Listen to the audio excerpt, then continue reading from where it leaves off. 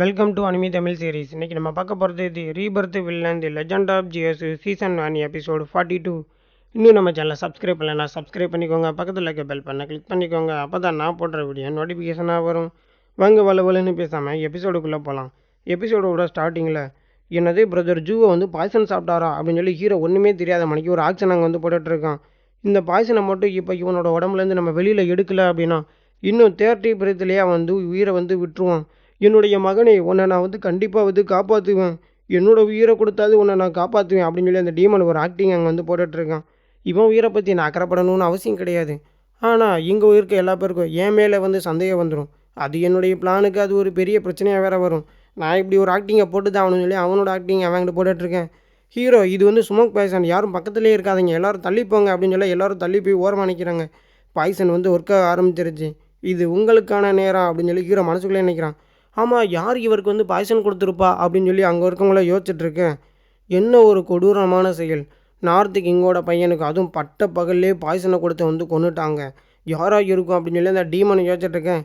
Lady பியாவை திடீர்னு வந்து attack பண்ணுறாங்க. அந்த டீமனை வந்து அந்த ஸ்வாடை வந்து கையில் வந்து பிடிச்சிடறான். என்னது லேடி பியாவை தான் வந்துட்டு பிரதர் ஜூக்கு வந்து பாய்சன் கொடுத்தாங்களாம்? இல்லை, அதுக்கு வந்து வாய்ப்பே கிடையாது. ஏன்னா அவங்க 2 பேருமே ஒரு நல்ல நண்பர்கள். ஹீரோ செல்ஃப் டிஸ்ட்ரக்டட் அப்படின்னு சொல்லி லேடி பியா வந்து செல்ஃப் டிஸ்ட்ரக்டர் ஆகிடுறாங்க. என்னது செல்ஃப் டிஸ்ட்ரக்ட் ஆகிட்டாளா அப்படின்னு சொல்லி அந்த டீமனை வந்து ஆச்சரியத்தில் தான் பார்த்துட்ருக்கேன். திடீர்னு பார்த்தா அங்கே ஒரு வயசான லேடி வந்து நிற்கிறாங்க. இவங்க யாருன்னா ப்ரீவியஸ் செக் கோஸ்ட் மாஸ்டர் யுங்ஜிங் கோட்டை சேர்ந்தவங்க. இவங்களோட நேம் வந்து ஜிங் யூயி. ஆமாம், இவங்க எதுக்காக இப்போ இங்கே வந்திருக்காங்கன்னா இவங்க தான் வந்து லேடி பியாவோட மாஸ்டர். அதுக்காக தான் இங்கே வந்திருக்காங்க. நார்த் கிங் என்னுடைய டிசபிளை எதுக்காக நீ வந்து கொன்ன அப்படின்னு சொல்லி இந்த டீமனை பார்த்து கேட்க, என்னது நான் வந்து கொண்டேன், அவன் செல்ஃப் டிஸ்டர்ப் தானா, ஏன் உனக்கு அது தெரியாதான்னு அவன் திருப்பி கேட்கேன். இதுக்கு முன்னாடி எல்லாமே நல்லா தான் போயிட்டு இருந்துச்சு, நான் உனக்கு வந்து சப்போர்ட் பண்ணிகிட்டு இருந்தேன். ஆனால் இப்போ நீ என்னடான்னா என்னுடைய டிசபிளை வந்து கொண்டுட்டேன். என்னை வந்து ஒரு கண்ணு தெரியாத குருடன் நீ வந்து சொல்ல வரியா, உன்னை நான் கொல்ல போகிறேன்னு சொல்லி அந்த லேடி வந்து அவனை அட்டாக் பண்ணாங்க. ஒரு பெரிய ஃபைட் வந்து நடந்துகிட்ருக்கு. ஹோலிசன் இதை நீங்கள் தான் எப்படியாவது தடுத்து நிறுத்தணும் அப்படின்னு சொல்லி பின்னாடி இந்த ஹீரோ கிட்ட ஒரு பொண்ணு வந்து சொல்ல, கிங் மேடிக்கிட்ட இந்த ஹீரோக்கு வந்து ஒரு மெசேஜ் வருது. 2 கிரேட்டான செயின்ஸ் அவங்க சாங்ஜங் சிட்டியில் வந்து ஃபைட் பண்ணிகிட்ருக்காங்க. நீ எங்கே இருந்தாலும் இப்போ என்னை உடனே பார்க்க வரணும் அப்படின்னு சொல்லி ஹீரோக்கு வந்துட்டு கிங் மேடி ஒரு மெசேஜ் அனுப்பிவிடேன். எவ்ரி ஒன், எனக்கு ஒரு ப்ரைவேட் பிஸ்னஸ் இருக்குது, நான் இங்கேருந்து முதல்ல வந்து கிளம்பணும். என்னுடைய மாஸ்டர் அவங்க என்னை வந்து தேடிட்டுருக்காங்க. நான் அவங்கக்கிட்ட இருந்து பிரிஞ்சு வந்து ரொம்ப நேரம் ஆச்சு, அதனால இப்போ நான் அவங்கள போய் பார்க்க போகிறேன் அப்படின்னு சொல்லி ஹீரோ அங்கேருந்து கிளம்பிடுறான். இந்த துரோகி சீடன் அவன் ரொம்ப மோசமானவன். இந்த மாதிரி நேரத்தில் அவன் என்ன பண்ணிகிட்ருப்பான் அப்படின்னு சொல்லி ஹீரோ பற்றி தான் கிங் மேடி வந்து யோசிச்சுட்ருக்காங்க. ஹீரோ வந்து எம்பசிக்கு வந்துடுறான். எம்பசியோட மேனேஜர் அவங்க தான் இந்த வயசான லேடி. அவங்க வந்துட்டு இந்த பேட்டில் வந்து ஸ்டாப் பண்ண போகிறீங்களா அப்படின்னு சொல்லி ஹீரோ வந்து அவங்கள பார்த்து வந்து கேட்குறான். ஆமாம் ஹோலிசன், நான் தானே இந்த சாங்சங் சிட்டியை வந்து பாதுகாக்கணும், அதனால நான் போகிறேன்னு சொல்லிட்டு அவங்க போகிறாங்க. ஹீரோவும் அந்த டோர்கிட்ட போய்ட்டு யோசிச்சு பார்க்குறேன், இவங்களை வந்து நம்ம வந்து ஸ்டாப் பண்ணலாமா இல்லை வேணாம் இருக்கட்டும், ஏன்னா யாருடைய தலையெழுத்துலையும் நம்ம வந்து தலையிடவே கூடாதுன்னு சொல்லி ஹீரோ வந்து அந்த ரூம்குள்ளே போயிடும். அதனால் மியூசிக் வச்சுட்டு அங்கே வந்துட்டு உட்காந்துட்ருக்காங்க. ஆமாம், சாங்சங் சிட்டியில் இவ்வளோ பெரிய விஷயம் நடந்துச்சு, நீ எங்கே போய் இருந்த அப்படின்னு சொல்லி ஹீரோ பார்த்து வந்து கேட்குறாங்க. மாஸ்டர், நான் நார்த்து கிங்கை வந்து மீட் பண்ண போயிருந்தேன், நீங்கள் என்னை கூப்பிட்டதுனால நான் உடனே இங்கே வந்துட்டேன். என்னது நார்த்து கிங்கை மீட் பண்ண போயிருந்தியா? சரி, ப்ரீவியஸ் கோர்ட் மாஸ்டர் யுங்ஜியும் ஜிங் யூயும் எதுக்காக வந்து ஃபைட் பண்ணாங்க தெரிஞ்சுக்கலாமா? மாஸ்டர், அது இப்போ இம்பார்ட்டனே கிடையாது, நான் சொல்கிற பாயிண்ட்டை நல்லா வந்து கேட்டுக்கோங்க. நார்த்து கிங் இருக்க வேண்டிய இடத்துல இப்போ ஒரு டீமன் தான் அந்த இடத்துல வந்து இருக்குது. அந்த டீமன் ரொம்ப பவர்ஃபுல்லாக இருக்கிறதுனால என்னால் அதை சமாளிக்கிறது கொஞ்சம் கஷ்டமாக இருக்கும். எல்லாருமே இந்த சாங்சங் சிட்டியை விட்டு வெளியில் ஓடிட்டுருக்காங்க. ஏன் மாஸ்டர் நம்ம 2 பேரும் சேர்ந்து ஓடி போகக்கூடாது அப்படின்னு சொல்லி ஹீரோ கிண்டல் பண்ணேன். ஏய், நீ என்ன மறந்துட்டியா? ஜூ ஃபேமிலிக்கு ஹெல்ப் பண்ணுறேன்னு சொல்லி சத்தியம் பண்ணி கொடுத்தேல, இந்த சின்ன பிரச்சனைக்கு இந்த சாங்சங் சிட்டியை விட்டு ஓடி போகணுன்னு சொல்கிறேன். மாஸ்டர், நான் ரொம்ப கருணை உள்ளம் கொண்டவன் மாஸ்டர். என்ன மாதிரி கருணை உள்ளம் கொண்டவங்களால் என்ன செய்ய முடியும் நீங்கள் வந்து நினைக்கிறீங்க? வாயை மூடு, நீயா கருணை உள்ளம் கொண்டவன்?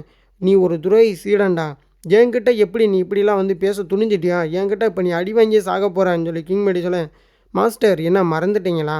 என்னால் எந்த நேரத்தில் வேணும்னாலும் உங்களுடைய கல்டிவேஷனை வந்து ஸ்டாப் பண்ண முடியும். மாஸ்டர், கொஞ்ச நாளாகவே நீங்கள் ரொம்ப அக்ரெசிவாக வந்து நடந்துக்கிறீங்க. என்னுடைய கண்ட்ரோலில் இருந்த அந்த நாட்களை நீங்கள் வந்து மறந்துட்டீங்களா என்ன? இல்லை, நான் எதையுமே வந்து மறந்து போகல. மாஸ்டர், நம்ம இந்த பகலை ஏன் இரவாக்கக்கூடாது? உங்களுடைய கண்களை நம்ம கட்டிடலாம், அப்போ இந்த பகல் இரவாகிரும்ல அப்படின்னு சொல்லி ஹீரோ கிங் மேடியோட கண்ணை வந்து கட்டிடுறான். நீ ஒரு ஆம்பளையாக இருந்தால் என்னுடைய கண்ணை வந்து கழட்டி விட்றான். மாஸ்டர் அது நடக்காத ஒன்று சொல்லி ஹீரோ அவனுடைய கல்டிவேஷன் வந்து ஸ்டார்ட் பண்ணிடுறான். 2 மணி நேரம் கழிச்சு தான் நமக்கு வந்து காட்டுறாங்க. ஹீரோ அவனுடைய கல்டிவேஷனை முடிச்சுட்டு வெளியில் கிளம்பி வந்தான். ஜூயி அவனுக்காக வெயிட் பண்ணிட்டு இருக்கான். ஜூயி, உன்னுடைய இன்வெஸ்டிகேஷன்லாம் எப்படி போயிட்டு இருந்துச்சு? நான் ஜூலாங்க பற்றின இன்ஃபர்மேஷனை உனக்கு கெதர் பண்ண சொல்லியிருந்தேனே, என்னாச்சுன்னு சொல்லி ஜூயை பற்றி ஹீரோ கேட்கேன். இதில் தான் இருக்குன்னு சொல்லி ஜூயும் கொடுக்குறான். அப்போ தான் ஹீரோவோட கண்ணத்தை பார்த்துட்டு, ஹோலிசன் உங்களுடைய கன்னத்தில் என்ன லிப் மார்க் இருக்குது அப்படின்னு சொல்லி ஹீரோ பார்த்து கேட்கேன்.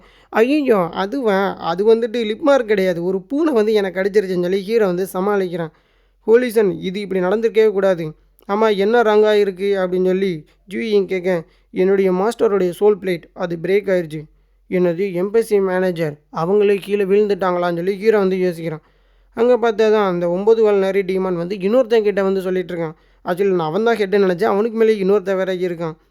ஆமாம் நீ எதுக்காக அந்த லேடியை வந்து கொன்னேன்னு தெரிஞ்சுக்கலாமா? அந்த லேடி அவள் எம்பசியில் வந்து ஒரு பொறுப்பில் இருக்கான். இப்போ என்ன பண்ணுறது? நம்ம மாஸ்டர் கில்லை யூஸ் பண்ணுறத அந்த பொம்பளை வந்து பார்த்துட்டான். அவளை கொல்றதை தவிர இப்போ வேறு வழியே வந்து கிடையாது. நீ அவளை கொல்றதுக்கு பதிலாக உயிரோட பிடிச்சிருந்தேன்னா அது நமக்கு இன்னும் நல்லா இருந்திருக்குல்ல. தைசு ஹோலி கிரவுண்டு கண்டிப்பாக இன்வெஸ்டிகேஷனுக்கு ஒரு ஆளை வந்து அனுப்புவாங்க. அது மட்டும் இல்லாமல் அனிகிலேஷன் ஃப்ளாக்காக நம்ம ராயல் பவரை யூஸ் பண்ணி சேக்ரிஃபைஸ் பண்ணலான்னு இருந்தோம். அதுவுமே இப்போல்லாம் முடிவுக்கு வந்துடும். இப்போ என்ன பண்ணுறது? நீ எதை பற்றியுமே வந்து கவலைப்படாத. இந்த சாங்சங் சிட்டியை சுற்றி ஸ்பேஸ் மேஜிக்கு நான் வந்து போட்டு வச்சுருக்கேன். அடுத்து 24 மணி நேரத்துக்கு யாராலையும் இங்கேருந்து வெளியில் எந்த ஒரு மெசேஜுமே வந்து அனுப்ப முடியாது. சாங்சங் சிட்டியிலே கிரேட்டான ஒரு செயின்ட் லார்டுனா அது ஜூலாங் தான். அவனும் இப்போ உன்னோட கண்ட்ரோலில் தான் இருக்கான். ஜிங் யூவை நம்ம வந்து கொண்டுட்டோம். இப்போ நம்மளை இந்த சாங்சங் சிட்டியில் யாராலையுமே தடுக்க முடியாதுன்னு அந்த ஹோலி போட்டவன் சொல்ல, ஏய் தைசு ஹோலிசன் அவன் எங்கே தான் இருக்கான் உங்களுக்கு அது தெரியும் தானே அப்படின்னு சொல்லி அந்த டீமனும் சொல்ல, அவன் ஒரு ஜஸ்ட் அன்டெவலப்டு ஹோலிசன் தான், அவனை பற்றிலாம் நீ வந்து பயப்படாத, அவனை நம்ம எப்போ வேணும்னாலுமே கொண்டுக்கலாம். எல்லாம் சரி, நம்ம இப்படியே பேசிகிட்டு இருக்கிறத நிப்பாட்டிட்டு நீ முதல்ல கேஸ்டலுக்கு போய் அங்கே உள்ள கோர் ஆஃப் கிரேட் ஸ்டார் ஃபார்மேஷனை டிஸ்ட்ராய் பண்ணு. நான் பிளட் சாக்ரிஃபைஸ் ஃபார்மேஷனை ப்ரிப்பேர் பண்ணுறேன்னு சொல்லிட்டு அவன் இங்கேருந்து கிளம்புறான். இதோட இந்த எபிசோடு வந்து முடிஞ்சிருது. நான் கூட ஒரு டீமன் தான் இருப்பான், ஒருத்தன் தான் இவ்வளோ பண்ணுறான்னு பார்த்தா 2 பேர் இருக்கானுங்க. ஒருத்தனை சமாளிக்கவே ஹீரோ 2 மணி நேரம் கல்டிவேஷனை போய் மாஸ்டர்கிட்ட பண்ணிட்டு வந்தான். 2 பேருன்னு தெரிஞ்சால் இன்னும் எவ்வளோ நேரம் கல்டிவேஷனை பண்ணுவானா தெரில. சரி, இதுக்கப்புறம் என்ன நடக்க போகுது அப்படிங்கிறத நெக்ஸ்ட் எபிசோடு பார்த்து தெரிஞ்சுக்கலாம். அந்த வீடியோ பிடிச்சிருந்துச்சுன்னா ஒரு லைக் பண்ணிவிடுங்க, ஒரு சப்ஸ்கிரைப் பண்ணிவிடுங்க. உங்களிடமிருந்து விடைபெறுவது உங்கள் ATS.